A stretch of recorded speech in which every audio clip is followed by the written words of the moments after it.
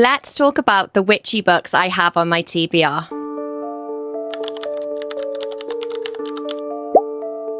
Hi everyone, welcome back to my channel. If you're new here, my name's Carly, and today I am going to be telling you all about the witchy books I have on my TBR, and I am so excited, not just to tell you about them, but to read them. In this video, I will be talking about 23 different witchy books, and all of them are kind of like a mixture of witchy subgenres. So we've got like horror witchy, historical witchy, fantasy witchy. There's even a little non-fiction in there as well, which is an absolute shock, I know. I am so excited to make a dent in them in the upcoming kind of like spooky, cozy witchy season. As I have said previously on quite a few of my videos, witchy books are my absolute fave. I love a witchy book. I particularly love a historical witchy book. Anything about the witch trials has literally got my name all over it. Some of the books in this video are either physical copies I've already got on my shelf, witchy books I've got on my Kindle TBR, and also some upcoming releases that I'm really excited about that I've got on pre-order. Before we get into the books, I just want to say a massive thank you for being here.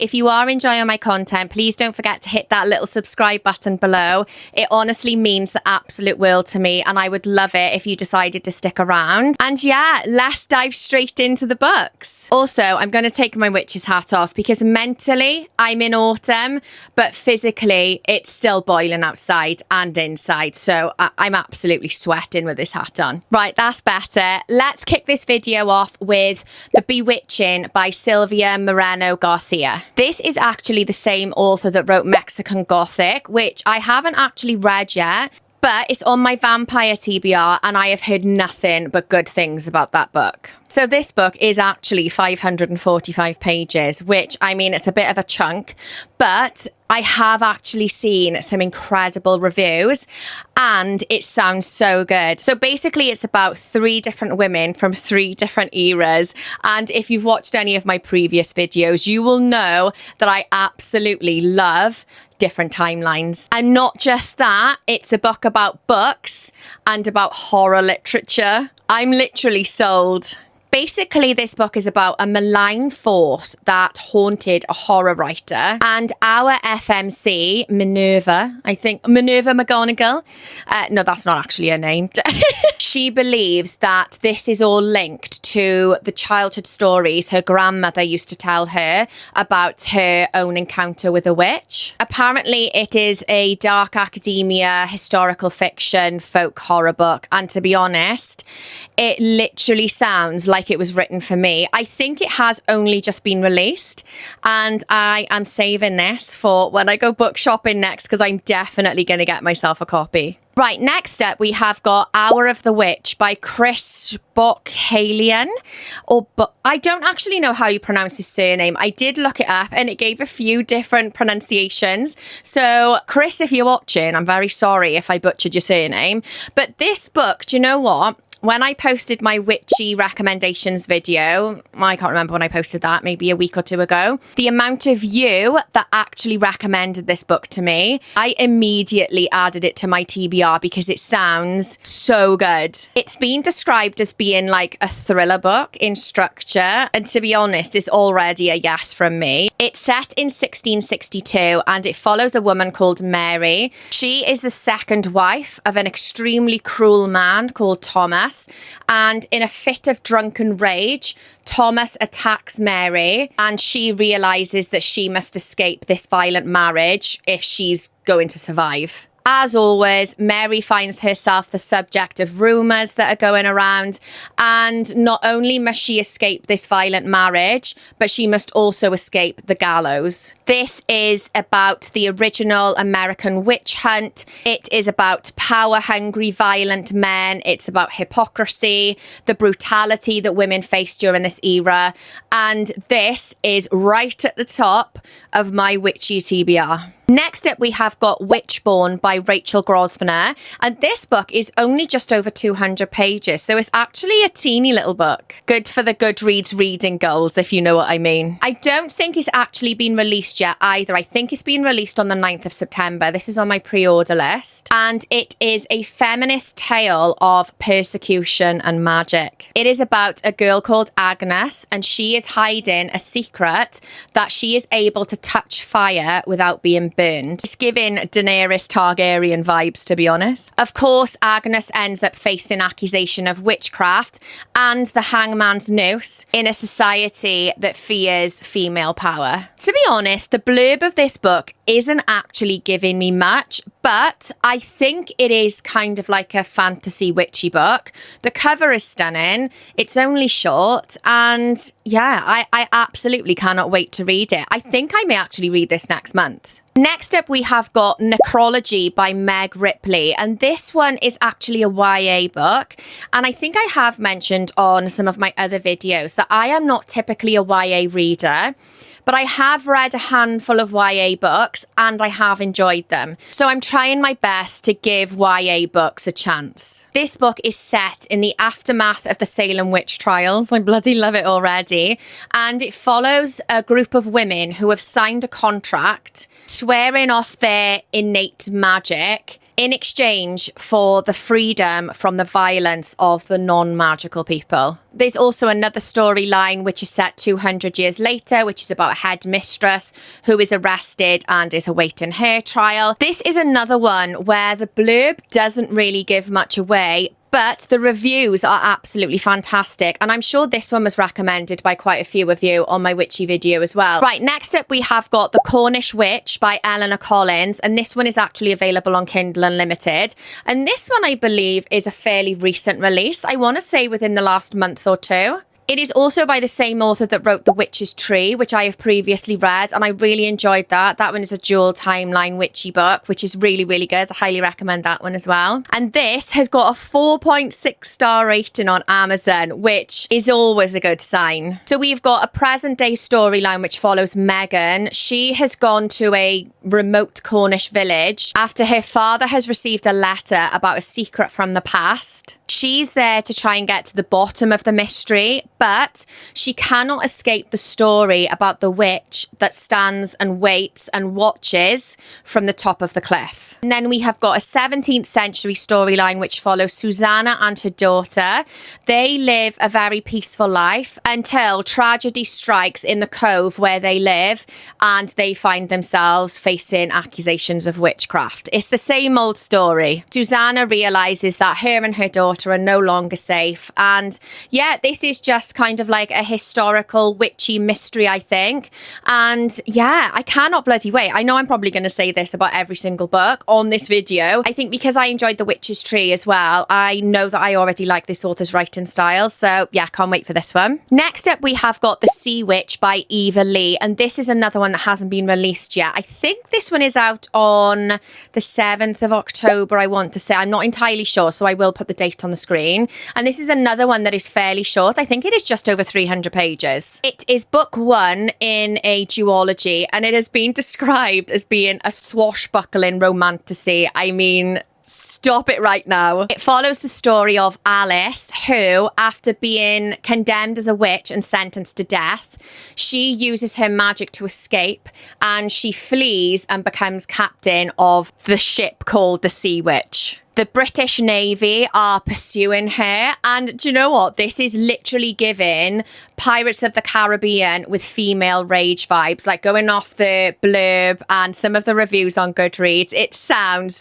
so good, and it sounds really different. I haven't read a witchy book like this yet, so yeah, I can't bloody wait for this one. Next up, we have got The Elf Witch by Jacquelyn Gilmore, and this is another one that's available on Kindle Unlimited. This is book one in a duology again, and it has been described as being perfect for fans of One Dark Window and From Blood and Ash, and I loved both of those books, so I feel like this book is going to be perfect for me. It is a slow burn fantasy romance that follows the story of a magical elf who must bargain with a prince after she has suddenly developed powers that the kingdom has never seen before. Her grandmother was executed and forced into trials with the most lethal witches in the world. And to be honest, from that, I mean, that's giving like Hunger Games vibes as well, isn't it? So yeah, this is another one that sounds completely different, and another one that I absolutely love the cover of, even though we're not technically supposed to judge books by their cover.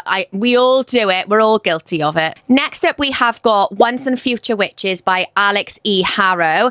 And I have actually got a few of this author's books on my TBR, and I haven't read any by them yet. So I am really, really excited to get to this one. This is another chunky book, mind, but it's another one with an absolutely stunning cover. It's got a 4.4 star rating on Amazon as well, so it's another one with a really, really good rating. It is set at the end of the 19th century, and the tagline says something like, "There are no such thing as witches, but there will be." It's literally giving me goosebumps. It is set in New Salem, and it follows the story of three sisters who join the suffragists, and they start pursuing the old, forgotten ways of magic. Again, the blurb isn't giving me much to go on, but this book has been recommended to me so many times by so many different people that it's an actual crime that I haven't read it yet. I'm going to make it happen. I'm going to make it happen before the year is out. This is my pledge. Next up, we have got The Witch Who Trades with Death by C.M. Alongi. And again, can we just take a moment to appreciate this absolutely stunning front cover? This is another romantic fantasy, and it is about a witch who makes a deal with death in exchange for her freedom. I literally love it already. However, every deal that she makes with death takes another piece of her soul, and she realizes that there's only so much of herself that she can give away before she starts turning into the monsters that she's running away from. Do you know what? I have not seen anybody talking about this book, but it, like I said, it has got a really high rating. It sounds completely different to anything I've read before. So yeah, do you know what? I'm literally saying I'm going to try and read it before the end of the year.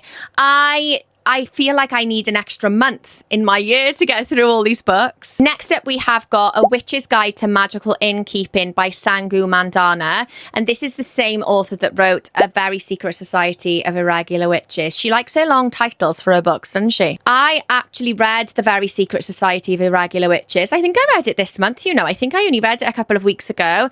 And oh my God, it is the cutest, coziest book that actually reminded me a little bit of House in the Cerulean Sea. So if you love a cozy fantasy book, then I highly recommend that one as well. This one just sounds very similar to The Very Secret Society of Irregular Witches. It sounds like another cozy fantasy about witches and found family. It's also got a talking animal sidekick in it as well. So yeah, this one I feel like is going to be a bit more of a light-hearted read. Next up, we have got The Bell Witches by Lindsay Kelk. And this has been described as being a gothic fantasy sensation. And to be honest with you, as soon as I see the word gothic, I'm immediately interested. It follows the story of Emily. She is forced to go and live with her grandmother and her aunt after her father has recently passed. But all is not as it seems when she goes to live with them and she realizes that they are hiding a secret from her. This is supposed to be a coming of age kind of like journey of self-discovery story.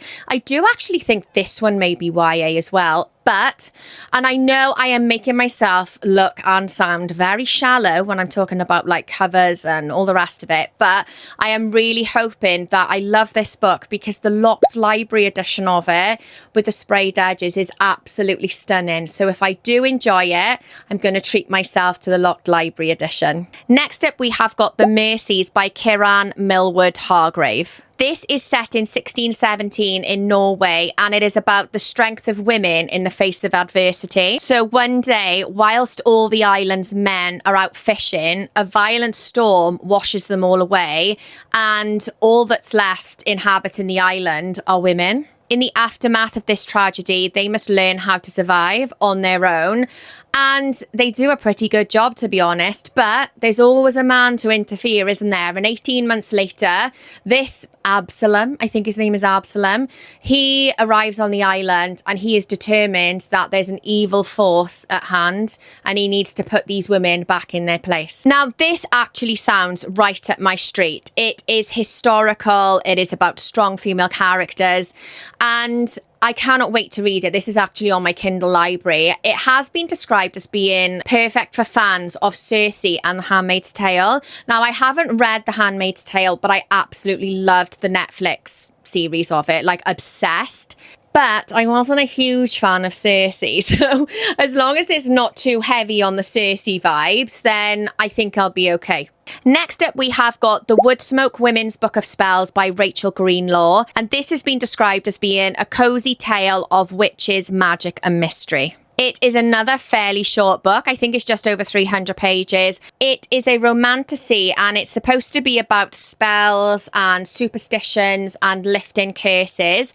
I've actually read a few of the reviews and people have said that it's hilarious, but it's also really heartwarming and a little bit sad as well. So I'm very intrigued by this book. I actually had this bought for me as a gift for my birthday by one of my book friends, Laura. So I am really, really excited to get to this book. Again, the cover is absolutely stunning, and yeah, it just sounds like a perfect kind of like cozy fantasy for the fall season. Next up, we have got Wooing the Witch Queen by Stephanie Burgess.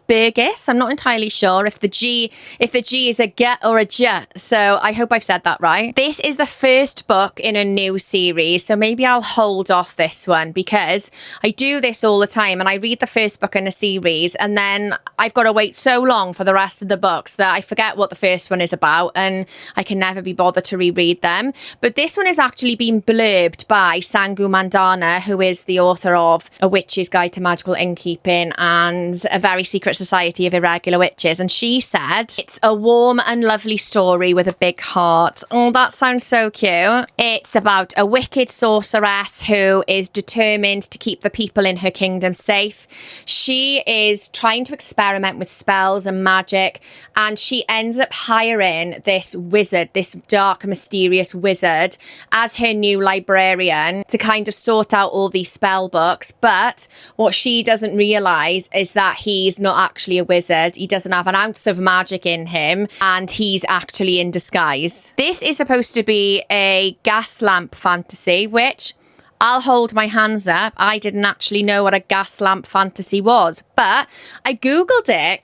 And apparently it is kind of like in the gas lamp era. So like I think it's kind of when a book has like a Victorian setting, which I think I have said about 50,000 times on this channel. I absolutely love a Victorian setting. So if that is what a gas lamp fantasy is, then I already know I'm going to love it. Right, next up we have got my non-fiction, which is How to Kill a Witch, A Guide for the Patriarchy by Claire Mitchell and Zoe Venditozzi. How stunning is that book?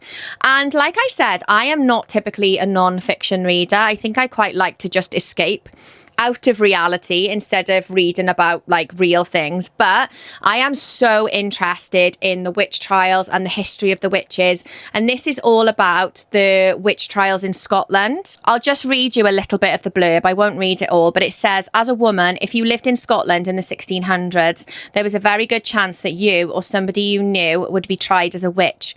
Witch hunts ripped through the country for almost 200 years, with over 4,000 accused and with the fate of many sealed by a grisly execution of strangulation followed by burning. Appalled by this historic injustice, campaigners and writers Claire and Zoe have delved deeply into this dark and misogynistic chapter in history.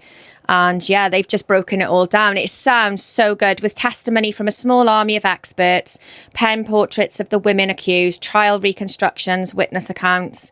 I absolutely cannot wait to read this book. I've literally got goosebumps already. I just can't wait. Next up, we have got A Resistance of Witches by Morgan Ryan. And this one is another one that sounds so different. It is set during World War II, and it is about witches that join the resistance and join the fight during World War II. So this group of witches, I think they're called the Royal Academy of Witches. They offer their help, like I said, in fighting the war, and they are trying to track down these magical relics. There's a book that holds dark magic that Hitler is trying to track down, which if he gets his hands on will, it'll be catastrophic. Let's just put it that way. So I feel like you've kind of got the race between the witches trying to track down these relics versus Hitler trying to get them.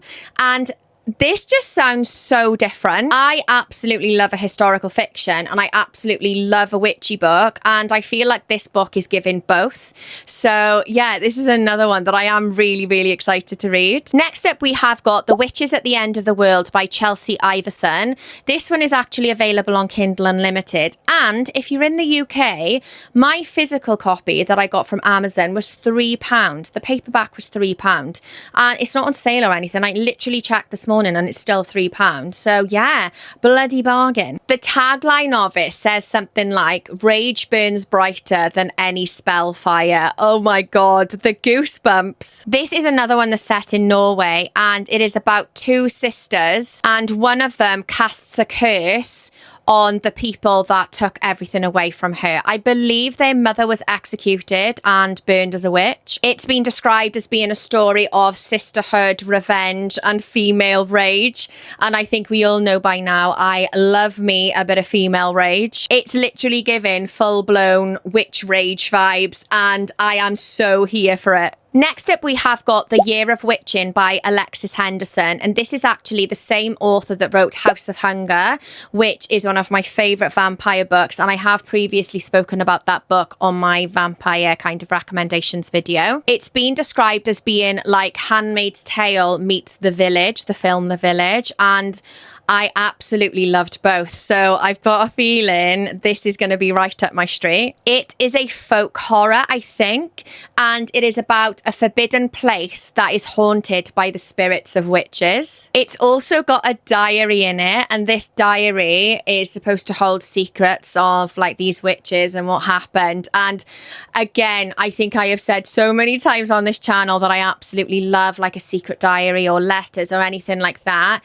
Anything like artifacty is right up my street. And to be honest, I cannot believe I have had this book on my shelf for well over a year. So there's absolutely no excuse. I need to read it like immediately. Next up, we have got A Witch in Time by Constance Sayers.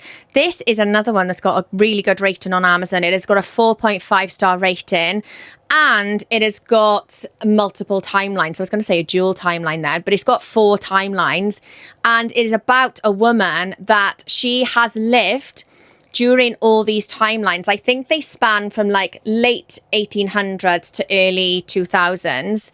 She has lived every one of those 4 different lifetimes under a different name, and every single life she has lived has ended in tragedy, and ultimately she is trying to relive her life again and try and break the spell that always ends up with her life going down the same path. I think that is what I'm getting from the blurb anyway. And as I've said a million times, I absolutely love a dual timeline, so the fact that this has got 4, I'm in for a bloody treat. Right, we're on to the last few recommendations now. We're almost there. Next up, we have got Maggie's Grave by David Sodergren. This is another one that's available on Kindle Unlimited, and I think this is more of a witchy horror book. It is a fairly short book. I think it's just over 250 pages, and it is set in a small Scottish town. I think there's like 48 residents or something left in this town. And I'm actually going to read the blurb to you because it's not very long. So it says, oh God, the name of the Scottish town, the small Scottish town of Auchenmullen. I'm really sorry if any Scots watched that because I'm not sure that's how you pronounce it. The small Scottish town of Auchenmullen is dead and has been for years. It sits in the shadow of a mountain, forgotten and atrophying in the perpetual gloom. 47 residents are all that remain. There's nothing to do there, nothing to see, except for a solitary grave near the top of a mountain. Maggie Wall, buried here as a witch, reads the faded inscription. But sometimes the dead don't stay buried, especially when they have unfinished business. No, this sounds so good. I feel like as well, I actually bought this. This is another one I've had on my shelf for over a year. And I bought it when I was kind of like dipping my toe into horror. And I think I wasn't really a full-blown horror girly when I bought it. And I think I was put off by it because I was worried I was going to be a bit scared. But now, I mean, I think I can quite confidently call myself a full-blown horror girly now, so I'm actually so excited to read this. Next up, we have got Bitterthorn by Kat Dunn, and this is a sapphic gothic fantasy. Again, we've got that word gothic in there, and it is by the same author that wrote Hungerstone, which again was on my vampire recommendations video. I absolutely loved that book. I loved Kat Dunn's writing style, so I am so excited to read this. Do you know what? I didn't realise it was the same author until I started doing this video. I bought them at completely separate times and I just didn't register. It was by the same author. It is inspired by Beauty and the Beast, I think. And again, I know I'm cheating a little bit here, but I'm going to read you the blurb because this one is another one that is a short blurb. And sometimes I just think the blurb can do a better job than I can. So it says, a lost soul, a darkly alluring witch, a terrifying secret. Once a generation, the witch claims a companion from the town of Blumwald, never to be seen again, and now that time is drawing near once more. Mina, the daughter of the Duke, has lost all hope of any future in Blumwald, so when the witch appears, Mina offers herself up, though she has no idea what fate awaits her. Stranded with her darkly alluring captor, the mystery of what happened to the previous companions draws Mina into the heart of a terrifying secret. That sounds so good, and the kind of like volunteering herself up is giving major Hunger Games vibes, like I volunteer myself as tribute. This is, oh, what does this say there? A moody and stylish gothic tale that feels both fresh and timeless. That's Eva Reid's blurb. But yeah, this is, why is there a stick on? It's a non-removable sticker. It's a cardinal sin. But yeah, this is another absolutely stunning front cover, and yeah, I can't wait. Can't bloody wait for this. And last but not least, I have got two cozy witchy fantasy books that I really want to show you my physical copies of because they're absolutely stunning. We have got Cat Dragon by Samantha Birch and The Honey Witch by Sydney J. Shields. Look at the edges. Like, how stunning is that book? So this is I think this is the Forbidden Wing edition, which is the same company as kind of like Locked Library. I literally only had this last week. It was my August subscription. And yeah, this is The Honey Witch by Sydney J. Shields. This is the Fairy Loot edition, I want to say. Look at the naked hardback. It's so bloody lush. I can't. So yeah, I think they're both along a similar line. They're both kind of like cozy, cottagecore, romantasy books. I think The Honey Witch is a sapphic romantasy, and yeah, I am so excited to read both of them. I absolutely love a cozy fantasy. So yeah, that is the end of my witchy TBR video. I do have quite a few more witchy books on my TBR, but I didn't want this video to be bloody 10 hours long. After my last video was really long, I wanted to try and keep this one as brief as I could. But I really hope you enjoyed watching, and I hope that it has given you some inspiration for your own witchy TBR. If you did enjoy watching, please don't forget to hit that little subscribe button. It would absolutely mean the world to me if you decided to stick around. And yeah, I will leave you all to stir your cauldrons and get your broomsticks ready, and I'll catch you all next time.